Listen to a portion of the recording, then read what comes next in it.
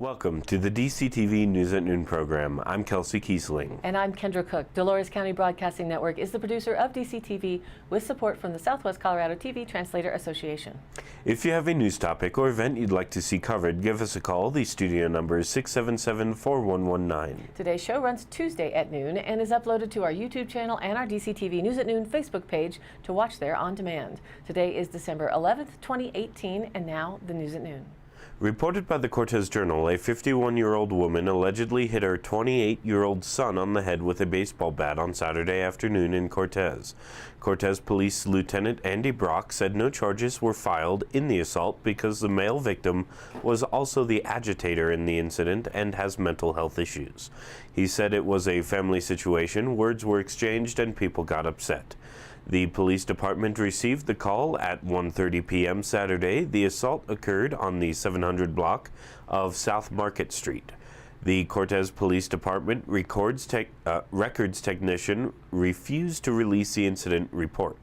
Brock said the 28-year-old man admitted to taking meth and he was so agitated that it was hard to tell what was going on. Police officers transported the man to the hospital for medical clearance, Brock said, then determined he should go to a detox facility before talking to mental health evaluators. Senator Bennett in the spotlight. From the Durango Herald, photo Jerry McBride. U.S. Senator Michael Bennett sidestepped the issue of whether he's running for president in an appearance last Friday, but he did address a number of issues that a presidential candidate might. The Colorado Democrat spoke during the Hot Issues in Health conference on Friday, sponsored by the Colorado Health Institute, and also talked with reporters. Bennett's topics included Medicare X, a bill he is sponsoring with fellow Democratic Senator Tim Kaine of Virginia. He said the measure would provide rural Coloradans with new options for health care. He also touched on the 2020 census. He's against the controversial question about citizenship proposed by the Trump administration and the Supreme Court's landmark 2010 Citizens United decision on campaign finance, which he said has changed the political dialogue to one controlled by billionaires. As for education and the fact that tight budgets are forcing some Colorado school districts to cut down to 4 days a week, the former Denver Public Schools superintendent said kids should be in school 6 days a week, not 4. The Medicare X bill rose out of conversations Bennett said he had during the summer in rural Colorado counties, where people make too much to qualify for Medicaid, but not enough to afford health insurance, especially with limited options and providers. The Medicare X concept, he said, would allow the 180 million Americans who get insurance from their employers and 80% that like that insurance, as well as ensure that everyone else is covered. You cannot get to universal health care by taking away insurance that people get from their employers, Bennett said. Medicare X would create a true public option, starting in rural communities, eventually expanded to the entire country and creating a national pool, he said. The senator believes he can get bipartisan support for the measure. Bennett told reporters later the nation needs universal coverage, yet pays a ridiculous amount of money for a health system that the American people don't like and isn't transparent. Regardless of political stripe, everyone hates the way their lives intersect with America's healthcare system, he said. Another issue addressed at the conference, opioids, drew Bennett's views on drug treatment. Jails are not the best drug treatment facilities, he said. Quote, we act like a developing country that can't address these problems, nor does Congress put in the dollars that would more effectively deal with the issue. Our national philosophy seems to be to lock people up in jail and hope they get better. Bennett's solution to the current state of partisanship in Congress is to, quote, reconstruct our politics. There's nothing in our current political vocabulary that is going to solve the problems Coloradans worry about. What that will take, he said, is building political coalitions around aspirations that people have for their children and grandchildren, what he calls a constituency for change. As to his presidential aspirations, Bennett said, everyone should get through the holidays and into the new year and see what's next. The Associated Press, in a story examining potential Democratic presidential candidates' activities in Iowa, a key early caucus state, reported November 20th that Bennett, quote, has been in contact with some influential Iowa Democrats. Commenting on those who are already lining up to begin campaigning ahead of the 2020 election, Bennett said that, quote, part of our problem is a system where the politics never ends and the governance never begins. From the Cortez Journal, a Colorado judge is barring a sheriff's department from continuing to jail people suspected of being in the country illegally on behalf of federal authorities, saying that the practice violates their constitutional rights. District Court Judge Eric Bentley ruled late Thursday that El Paso County Sheriff Bill Elder has no authority to hold people once they have posted bond, completed a sentence, sentence or otherwise resolved their state case. The Colorado American Civil Liberties Union filed the suit in February on behalf of 2 men and all future jail inmates, arguing that the sheriff's agreement to house people on behalf of the Immigrations and Customs Enforcement did not make the practice legal. A spokeswoman said Friday that Elder plans to appeal the ruling. A similar lawsuit is pending against another Colorado sheriff. From KRDO, Photo TPI Productions. With the year coming to a close, a new Colorado Democrat-controlled legislature will soon take over the state. This means a few laws that have struggled in previous sessions could finally get moving. Many speculate that marijuana legislation will play a big part in the upcoming session, including one idea that was voted down in early 2018, a pilot program to allow certain Colorado cities from testing out a marijuana delivery service. It failed to pass with a Republican majority Senate, but now with a Democratic majority and a governor-elect who is open to expanding the industry, that may change. Oversight of deliveries is one of the reasons why the bill failed. Another recreational shop in Pueblo 404 dispensary is against the service for that same reason, saying safety is their main concern. Colorado State Senator-elect Paul Lundin agrees, saying whoever would be delivering the cannabis would need to be sure people of legal age are the ones receiving the delivery and not minors. Some other possible cannabis legislation that may be brought to the table: more investments in the marijuana industry, more public places to smoke marijuana outside your home, and medical marijuana for those with autism. All those ideas were proposed in the past but blocked away by lawmakers. According to the Cortez Journal, with photos by Jerry McBride with the Herald, the Upper Pine River Fire Protection District doesn't handle a lot of calls, fewer than 1,000 a year, said Chief Bruce Evans. And while there is no substitute for on-the-job experience, the fire district has a new way to prepare firefighters for wildfires, floods, and other catastrophic events.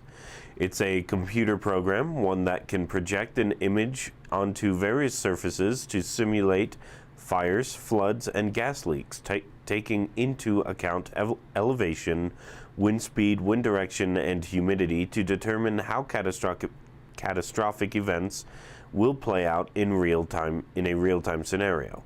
This type of role-playing simulation is not new, but the computer program and projection are a significant technological upgrade to the district's fire mapping models. The district once used tiny trucks and houses in a box of sand meant to represent the landscape, with a red piece of yarn to indicate a spreading wildfire, said Paul Valdez, wildland fire coordinator with the district. Firefighters would predict how the fire would spread and move the yarn to represent movement of a blaze. Now the district has a much more sophisticated model that can project a map of anywhere in the United States into the sandbox, or any surface that can model how fire, water, or gas would spread through an area over time. A sandbox is helpful, especially for mountainous environments, because the sand can be molded to represent the three-dimensional topography of the area. And now let's take a look at the weather. First, looking at the national weather map, over the next week, most of the precipitation in the lower 48 will be in the eastern half of the country or in the Pacific Northwest. The wettest major metro areas are expected to be Seattle and Portland. The Olympic Peninsula, coastal ranges, and Washington Cascades are all forecast to receive at least 5 inches of liquid equivalent precipitation in the next 7 days. But low snow levels may deliver a lot of this as snow above 4,000 feet. In the next few days, the northern Cascades are likely to see several feet of new snow in the higher elevations. Some of the mountain passes may also be affected by lower amounts. Relatively uneventful for most of the central and eastern states. Regionally, the hazardous outlook states isolated to scattered snow showers will move through eastern Utah and western Colorado today and tonight as a weak upper trough moves through. The best chance of snowfall will be over northern and central areas and mainly in the mountains. Wednesday and Wednesday night, another Pacific storm will move into the area and bring widespread snowfall to all elevations. Thursday and Friday will be drier, then a weak storm will bring a slight chance of mountain snow showers on Saturday. Otherwise, this weekend through Monday will be dry with seasonable temperatures. And our 5-day outlook for DCTV shows today mostly sunny with a high near 42 degrees, southeast winds around 5 miles an hour becoming west-northwest in the afternoon. Tonight mostly clear with a low around 20, east winds 5 to 10 miles an hour. Wednesday mostly sunny with a high near 39, sunshine, breezy with an east wind 5 to 10 miles an hour, becoming northwest 15 to 25 miles an hour in the afternoon. Wednesday night, bundle up as it will be mostly clear with a low around 13 degrees and blustery with a north wind 20 to 25 miles an hour, decreasing to 10 to 15 after midnight, while winds could gust as high as 40 miles an hour. Those north winds really make it feel colder. Then Thursday, sunny with a high reaching just near 33 degrees, north winds around 10 miles an hour, and Thursday night mostly clear with a low to 15. Then Friday warming up a bit into the weekend, sunny with a high near 38 degrees. Friday night partly cloudy with a low to 21. Saturday partly sunny with a high near 41. Saturday night mostly clear with a low of 19. And Sunday sunny with a high near 42 degrees. Sunday night partly cloudy with a low to 21 degrees. And now back to the news.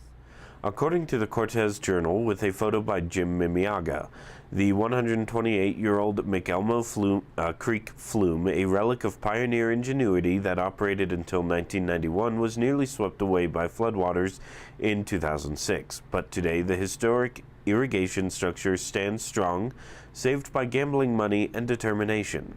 A ribbon cutting was held November 30th to mark its revival. The McElmo flume is saved. It is off the endangered places list, said Linda Towell, who led the effort. The structure's foundation has been rebuilt, and the wooden trough that carried water for more than 100 years has been restored. A paved parking lot provides access to the historic site off U.S. Highway 160 east of Cortez. It is a wonderful attraction for our county and a wonderful representation of our history, said Montezuma County Commissioner Keenan Ertel. Local contractors did the work, including paving by D&L Construction, foundation by Western Triad, and trough work by Ramco Development, Inc. It illustrates who we are as a community and shows what we can do when we come together for something we believe in, said James Dietrich, natural resource planner for Montezuma County. The $475,000 restoration was funded by more than $300,000 in grants from the Colorado Historical Fund. The money came from gambling revenue earmarked under the state constitution for preservation projects, said Mike Owen of the State Historic Office in Durango. From Representative Tipton's office, a press release. In 2016 and 2017, the Department of Health and Human Services estimated more than 130 Americans died each day from an opioid-related drug overdose. Today, opioid overdoses are the leading cause of accidental death in the United States. The fight against the opioid epidemic has received strong bipartisan support in Washington. In 2016, Congress passed and President Obama signed into law the Comprehensive Addiction and Recovery Act, or CARA, and 21st Century Cures Act, both of which helped provide states with resources to expand opioid abuse and treatment efforts. In fact, since the 21st Century Cures Act became law, Colorado has received over $15 million in grant money to help meet the needs of our impacted communities. After CARA and the 21st Century Cures Act were signed into law, Representative Tipton continued to travel across Colorado's 3rd District to meet with the healthcare officials, law enforcement officers, and first responders who are on the front lines of this fight and listen to their feedback. During these meetings, it became apparent that while both bills were certainly a step in the right direction, there was more work to be done. He said the opioid crisis is a multifaceted issue, and no one approach will bring it to an end. We must advance policies that facilitate prevention education and effective treatment, ensure law enforcement has the tools it needs to respond to bad actors trying to bring dangerous opioids across U.S. borders, and support healthcare professionals in their work to decrease prescribed addiction. During the 115th Congress, he worked together to introduce a series of proposals to address opioid abuse from every angle. This past month, Congress passed and President Trump signed into law a sweeping bipartisan package that includes more than 70 of the proposals that were introduced this Congress. Tipton said, quote, "I'm proud of the work that has been accomplished thus far to confront opioid addiction. The Support for Patients and Communities Act is a big step, and I have no doubt that this package of bills will help save countless lives. However, the opioid crisis cannot be solved overnight, and the work is still far from done. In the 116th Congress, Republicans and Democrats alike must continue to listen to the impacted families, healthcare providers, and law enforcement officials back home and work together to address this national crisis." Representative Tipton stated he would encourage others to share any ideas, background, or knowledge that you may have on this issue with his office by calling the D.C. office at 202-225-4761 or writing to him online at www.tipton.house.gov. From the Cortez Journal with a photo by Jerry McBride with the Herald. The Boys and Girls Club of La Plata County made an origami paper crane display filled with well wishes and support for the first responders of the Camp Fire in California, where 85 people have been confirmed dead and nearly 14,000 homes and more than 4,800 businesses were destroyed. The students made the crane project last week as part of a lesson about empathy. They were joined by the La Plata County Sheriff's Office and club staff and board members. Catherine Fautsky, club director of developments, said she did not want the news about the California fires to be only a passing story. Part of the club's mission is to develop good citizens and engage children in activities to teach them principles of leadership. Fautsky said the paper crane project showed children the human side of the fires and how the California fire was different than the 416 fire in Durango.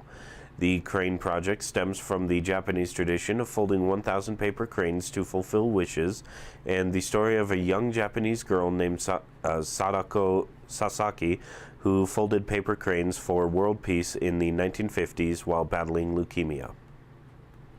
From the Durango Herald, AP photos.